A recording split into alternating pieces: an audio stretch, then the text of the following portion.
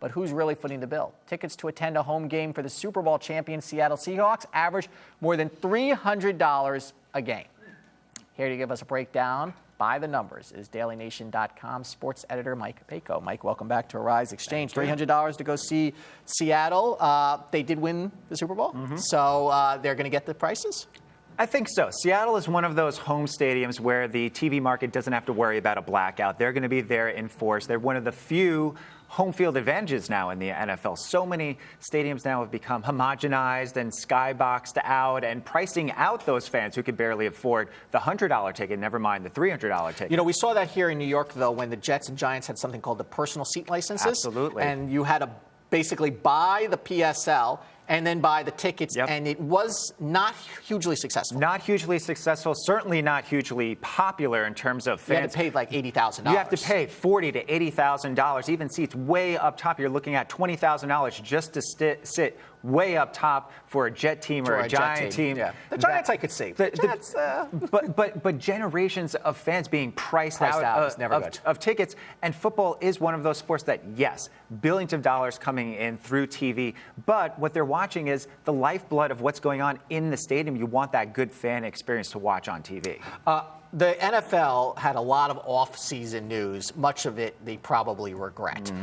You know, now you have Wesley Walker getting suspended because of PED use. He's getting suspended longer than if he had assaulted his girlfriend, which is part of the controversy with the NFL. Can the NFL move past these? There was some calls for the commissioner to even get fired. I think some of those calls are coming from the players. This is a very unpopular commissioner, upwards of $40 million in salary last year. But you look at it from the other standpoint, he has helped raise the revenue by billions and billions of dollars. That money is being funneled back into their salaries. But it certainly hasn't been a good year. But to your question, can they overcome it? This time last year, all anyone was talking about were concussion lawsuits and settlements. NFL was very easily able to move past that once the games were able to start, obviously, into the Super Bowl. It does seem that way, that the fans are rather mercurial, meaning during the season they just want to watch football and they will forget about the concussions. And, you know, I watched this documentary, great documentary on Joe Namath that's on HBO. And, boy, he got just clocked all the time, and he's clearly suffering ramifications from it. But during the games in the season, you don't hear much about this. No, people want to watch the games. They want to play their fantasy football. They want to gamble on the games. It's more than just sports fans. It's become an institution. It goes beyond just the Super Bowl.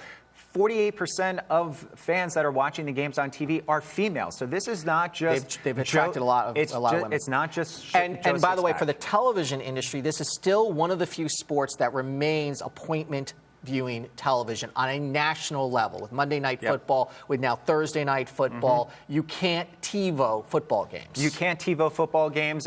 Baseball, as great as it is, it's 162 games. There are great opportunities to watch some national games, but football is the opportunity that when you come in on Monday morning, how did your team do? How did your fantasy team do? It's the one time when everyone is watching the same thing.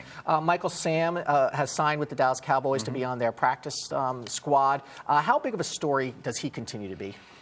I think the fact that he was signed to the practice squad of the Dallas Cowboys, obviously one of the marquee franchises, makes it a little bit of a bigger story. But until he actually gets out onto that field, that's when the story is going to become really national. Dallas Cowboys coach Jason Garrett was kind of tired of getting questions like, why are we talking about a practice player after all of this? So I think it's going to die down a little bit until he makes it onto the field. The San Francisco 49ers are playing a brand new $1.3 billion high-tech stadium.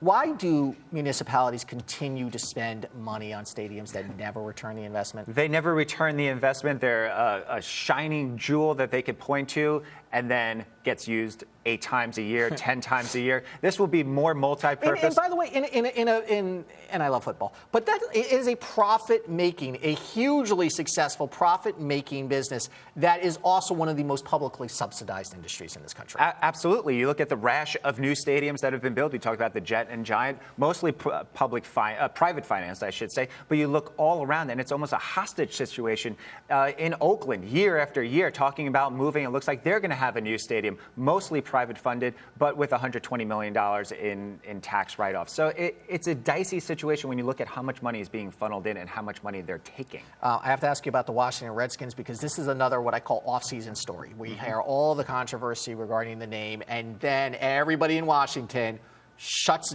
down the streets on Sunday afternoon to see the Skins play. Absolutely. Has there been any movement on changing the name?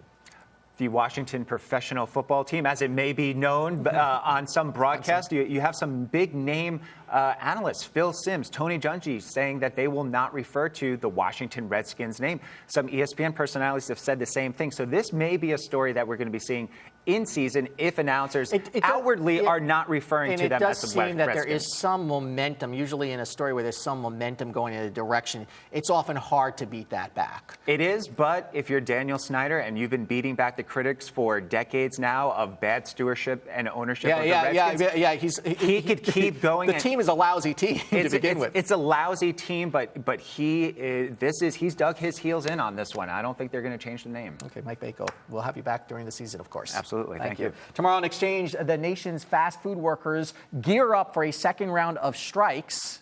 And what impact, if any, will it have on the economy? Let's take a look at the markets once again.